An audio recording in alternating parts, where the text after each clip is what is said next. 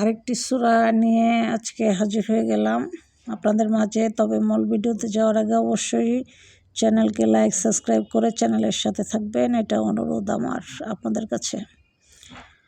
যে সূরা নিয়ে আলোচনা করব সেই সূরার নাম হচ্ছে সূরা তওবা এর ফজিলত। সূরা তওবা প্রত্যহ একবার করে তেলাওয়াত করলে ঈমান সহি সালামতে থাকবে এবং তওবা কবুল হবে, তওবা কবুল হয়। এই সূরা পাঠ করে শাসক, বিচারক ও অফিসারের নিকট গেলে তিনি সদয় হবেন। এই সূরা 11 বার পাঠ করলে যত বড় মুশকিলই থাকুক না কেন আল্লাহ চাহে তো আসান হয়ে যাবে।